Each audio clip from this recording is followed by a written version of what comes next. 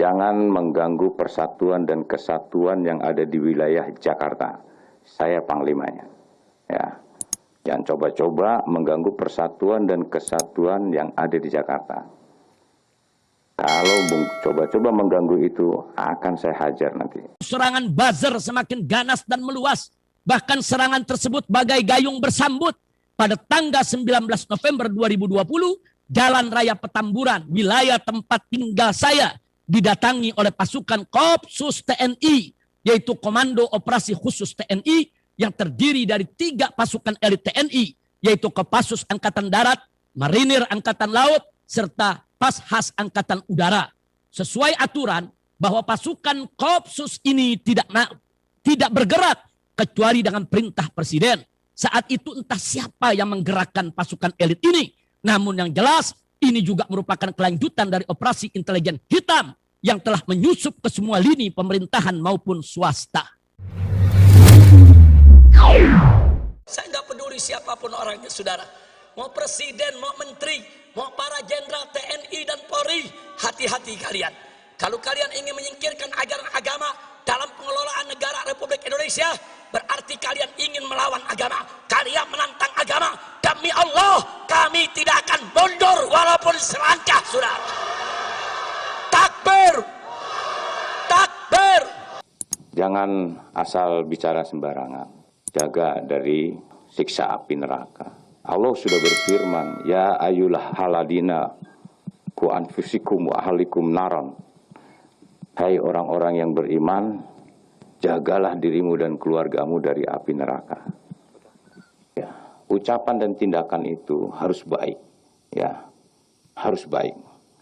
Saya sebagai orang Islam itu prihatin kalau ada seorang Habib di peringatan Maulid Nabi, bahasa-bahasa dan ucapannya itu kotor, itu saya prihatin itu. Kedatangan Kopsus di Petamburan, walaupun hanya lewat sambil berhenti sebentar dengan menyalakan sirine di mulut gang markas besar FPI, tapi sempat membuat panik warga dan menakutkan warga. Ini adalah teror untuk saya dan keluarga, serta para tetangga saya di Petamburan. Saya dan keluarga pun berpindah tempat isolasi mandiri ke rumah kami di Sentul, Bogor. Pasukan TNI yang ada di Petamburan, yaitu pasukan yang memang kegiatan rutin dari garnisun. Kita kan garnisun, saya sebagai Panglima Kogartap, ya, jadi sebagai Dankorgatap. Satu wilayah DKI itu terdiri dari darat, laut, udara. Kita rutin melaksanakan patroli-patroli, ya, untuk mengantisipasi ada hal-hal yang tidak diinginkan. Ya, sekali lagi saya sampaikan, ya, jangan mengganggu persatuan dan kesatuan yang ada di wilayah Jakarta. Saya panglimanya. Lalu pada tanggal 20 November 2020, Pangdam Jaya Mayor Jenderal TNI Dudung Abdurrahman saat apel Kodam Jaya di Monas, tidak ada angin, tidak ada hujan, tebar ancaman terhadap FPI. Bahkan menantang perang FPI dan mengancam untuk menurunkan semua baliho ucapan selamat datang Habib Rizik Syihab. Ada barbaju loreng menurunkan baliho Habib Rizik. Itu perintah saya. Itu perintah saya. Karena berapa kali Pol PP nurunkan, dinaikkan lagi. Ya. Perintah saya itu. Begini, ya.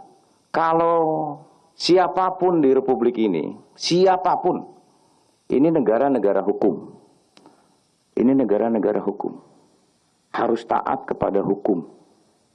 Ya kalau masang baleho itu udah jelas ada aturannya. Ada bayar pajaknya. Tempatnya juga sudah ditentukan. Jangan seenaknya sendiri. Seakan-akan dia paling benar. Tidak ada itu. Semestinya tantangan semacam itu diarahkan Pangdam Jaya kepada para separatis di Papua yang sedang merongrong NKRI dan membunuhi aparat dan warga sipil, bukan kepada FPI yang berisi ulama dan santri yang setia kepada NKRI dan Pancasila. Namun mungkin Pangdam Jaya tidak punya nyali sehingga kelasnya memang hanya setingkat memerangi baliho saja. Wallahu a'lam.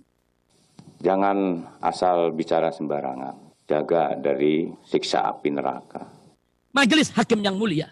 Kemudian pada tanggal 21 November 2020, Pangdam Jaya Majen TNI Dudung Abdurrahman secara heroik menurunkan pasukan dengan kendaraan perang lapis baja ke Petamburan dan seluruh daerah wilayah Jakarta hanya untuk mencopot seluruh baliho ucapan selamat datang Habib Rizik Syihab di seluruh Jakarta dan sekitarnya. Bahkan tanggal 22 November 2020, baliho ucapan selamat datang Habib Rizik Syihab mulai diturunkan oleh aparat TNI dan Polri di seluruh Indonesia atas arahan Panglima TNI dan Kapolri saat itu. Kalau coba-coba dengan TNI, mari. Sekarang kok mereka ini seperti yang ngatur, tak sukanya sendiri.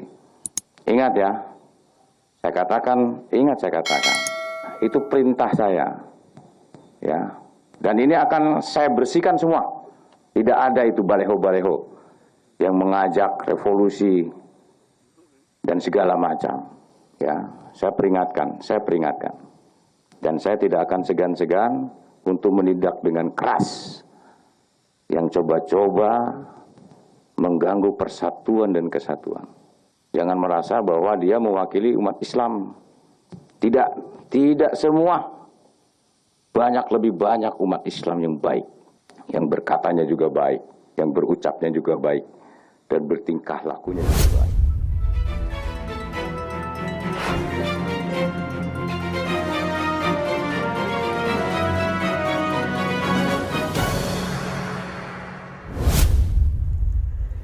Rizik Syihab sindir Pangdam Jaya hanya berani perangi baliho, dia aja tukang kabur.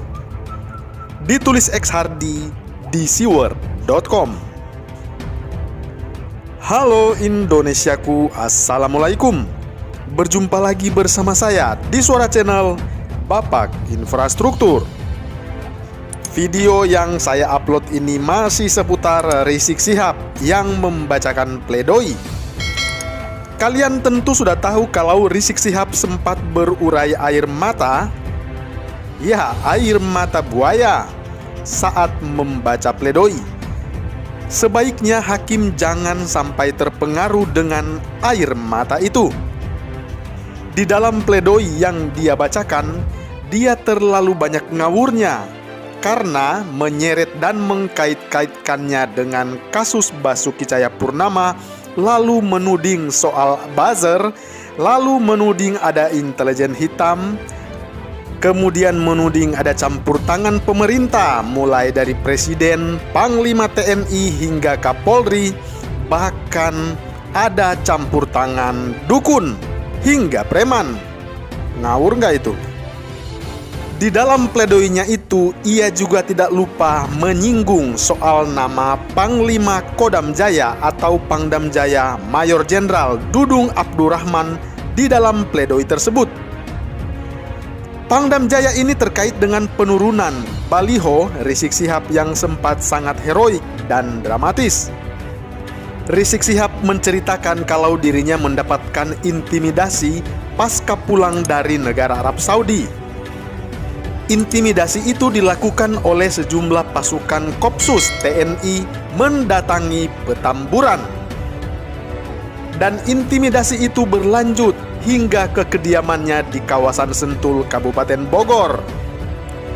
Begitu juga dengan Pangdam Jaya Majen Dudung Abdurrahman yang dituding Rizik Syihab menebar ancaman dengan meminta sejumlah baliho berbau FPI untuk ditertibkan. Padahal FPI bukan milisi bersenjata, melainkan ormas keagamaan yang banyak bergerak di bidang dakwah dan kemanusiaan. Rizik Syihab lalu melakukan serangan balik dengan mengatakan Dudung Abdurrahman lebih baik ditempatkan untuk memerangi kelompok separatis di Papua.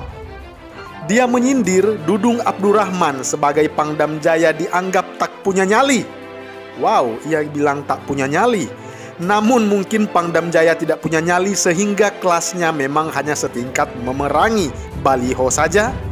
Wallahu alam, ujar Rizik Syihab dalam pledoinya. Kira-kira ini Rizik pintar atau bodoh ya? Katanya dapat gelar S3 atau PhD. Katanya orang cerdas dan berwawasan. Bahkan ada yang dengan bodohnya menyebut kalau Rizik Syihab ini adalah aset bangsa yang harus diselamatkan, bukan dihukum. Pangdam Jaya kan wilayahnya ada di DKI Jakarta. Kalau di Papua sudah ada Pangdam sendiri, namanya Pangdam Cendrawasih. Kok jauh-jauh amat suruh Pangdam Jaya terbang ke Papua? Beginilah kualitas Imam Jumbo yang ngomong suka ugal-ugalan tanpa dipikir dulu. Rizik Syihab sendiri memangnya punya nyali? Ngaca dulu deh. Baca pledoi aja nangis, dulu garang, sekarang merengek-rengek minta diampuni dan dikasihani oleh hakim. Bahkan pendukungnya pernah menjuluki sebagai singa gurun, tetapi sekarang kasihan sekali nasibnya. Tiap kali demo unjuk kekuatan dengan pengerahan massa, dia merasa hebat. Begitu ditahan kepanasan dikit aja di penjara langsung mengeluh di persidangan. Mentalnya rapuh, begini bisa dianggap sebagai imam besar. Nyali seupil begini malah merasa so berani. Memangnya Rizik Syihab nyalinya segede apa? Kalau tidak dijaga oleh pendukungnya, apakah ia berani garang? Dia hanya berani karena ada banyak pendukung bodohnya, sumbu pendek yang rela melakukan apapun bagai kerbau dicocok hidungnya. Nyali sendiri aja tak karu-karuan kecilnya, malah berani menantang nyali pihak lain. Dan ini masuk ke dalam pledoi lagi. Sungguh sebuah penghinaan terhadap pledoi itu sendiri. Kalau kita jadi hakim, akan langsung saya coret dan kasih nilai merah untuk pledoi ini.